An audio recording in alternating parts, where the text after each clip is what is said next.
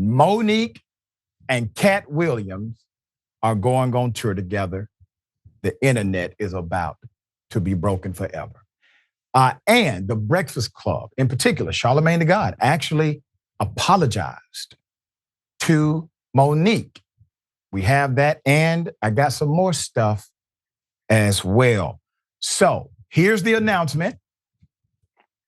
Hey, you know what? Let me show you what I'm about. And I want to talk to y'all about our brother, Katt Williams. Now, y'all know that is my fraternal twin brother, non-biological, okay? And I want to tell y'all about my twin brother, Katt Williams, baby. Guess what? I'm going to be joining my brother, my twin brother, Katt Williams, on the Dark Matter Tour. So I'm excited. We are excited. I cannot wait to see y'all, Connecticut. I see y'all tomorrow night with our brother, Katt Williams. Albany, New York with our brother, Katt Williams. Yep, the Dark Matter Tour. I actually like to play on words. You know, the blackness associated with it. Dark matter is considered antimatter in physics. You get it? Okay, all right. So the duo, Sidney and Monique, not Katt Williams and Monique, I actually spoke to them earlier, and they sent this statement to Indisputable, and I promised I would read it. Quote, "The reason why certain people dislike the truth and messengers of the truth is because it destroys the illusion of goodness that they want to perpetuate by way of a lie. Keep on telling the truth, Dr. Richey, because that's what we were born to do. We love you for real." I've been friends with them for a very long time. I've always said they are some of the greatest people I know. I don't see why everybody else has a problem with them. I think they are the problems if they have a problem with Sidney and Monique, because they are very genuine people. Now, Charlamagne the God apologized for something he said about Monique that was wrong. And here it is. She's right. Netflix ultimately ended up taking back their offer. And then in 2019, Monique sued Netflix for failing to negotiate in good faith. The federal judge in the case sided with Monique. And in 2022, the lawsuit was settled out of court. Dropping the clues bombs for Monique, okay? Here's the thing. I've said this before, and I've said it a few times on this radio. When it comes to that point, Monique was right. I should have minded my black-owned business, okay? And she's right when she speaks on the power of the microphone, because people from Netflix were definitely reaching out to me behind the scenes, and they tried to explain why Monique didn't get the money that Amy, Dave, and Chris got. Doesn't matter what the conversation consisted of. Just know, as I just said, Monique sued them, and they settled. So there clearly was some validity to the injustice that she spoke of. Monique, you were right. Okay, I've said that before on this radio, and I'll say it again so you hear me. I had no business speaking on your business. Okay? One thing I really appreciate about Charlamagne the God, and I've seen him do this multiple times, he grows right in front of you. Like, he's willing to say, you know what? I think about that same thing in a very different way today. I have just seen this. I'm very proud of that brother. He's one of the great ones. Now, Monique and Sidney respond to the Breakfast Club's apology. Here it is. Right is right and wrong is wrong. And because you babies owned it and you apologize, we love you. And we loved you then. Not mad. And want y'all to win. And we hope that today for you guys, the feeling that Charlamagne got, Brother Leonard received from the community by big upping him for apologizing, y'all have the power to heal. Use it. Use it to heal. And that's what Monique was saying during the interview a few years ago. Now, there was another interview that I conducted with Monique, and I ended up bringing Sidney on stage because Sidney was involved in a back and forth, seemingly, with Steve Harvey. Monique was being interviewed by Steve Harvey, and Steve Harvey brought up Monique's husband by name during the interview. And so this is what both Monique and Sidney said then. Here it is. When I heard Steve say your name, and I thought it was just really interesting that the conversation wasn't about you, but it became about you. you are a leader in Hollywood. You are Monique's manager. You're a leader. This is what you do. I did some research. You've actually helped land some of the biggest deals that Monique has had. How did it make you feel? The fact that he said that didn't make me feel upset at all, because I understand that when you're in an environment and you keep seeing the same thing done, and you understand there's a particular way that you need to act in order to be in, that when you're comfortable being out, you can't be mad at a person for using a technique that they think is gonna win.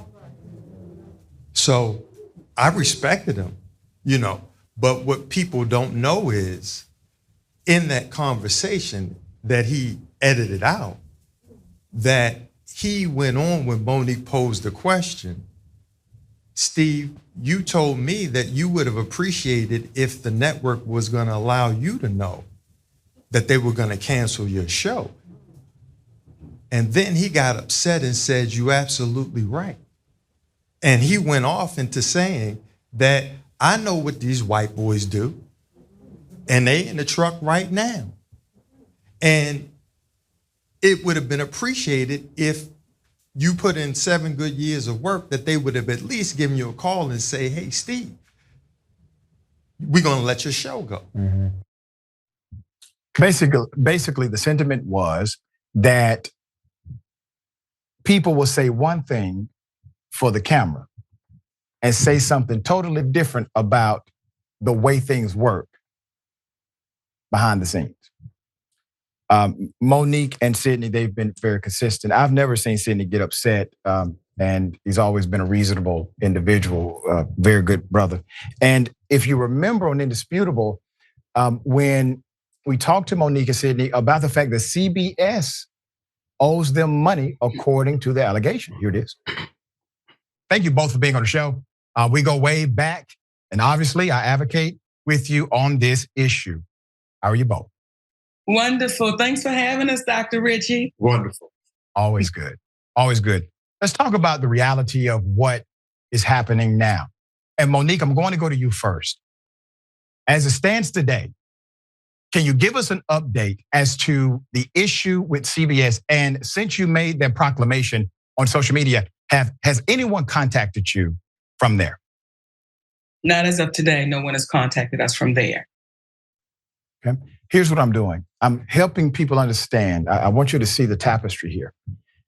If time after time again, Monique and Sidney are proven to be right, people are coming back saying, you know what, they were actually correct. I was wrong. There are some other things that are out there where some other folk may need to do a little soul searching and say, I was wrong for saying that. I should not have played that game. I was in a different state of vibration, awareness, and consciousness at that time. We all have to grow. Do you remember when Lee Daniels grew right in front of us? Here it is. And it took me a long time to realize.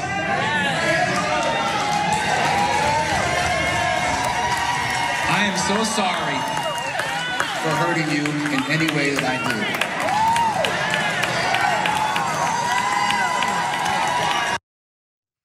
It was so emotional for Monique because she has so much love for that brother.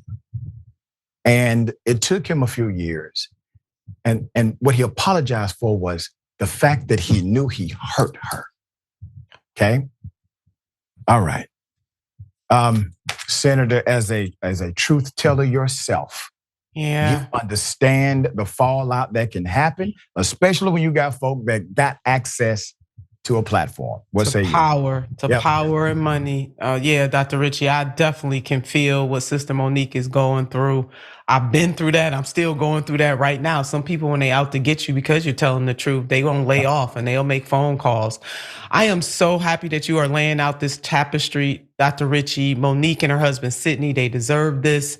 And they deserve all good things that are coming their way. And to my brother, my friend, Leonard.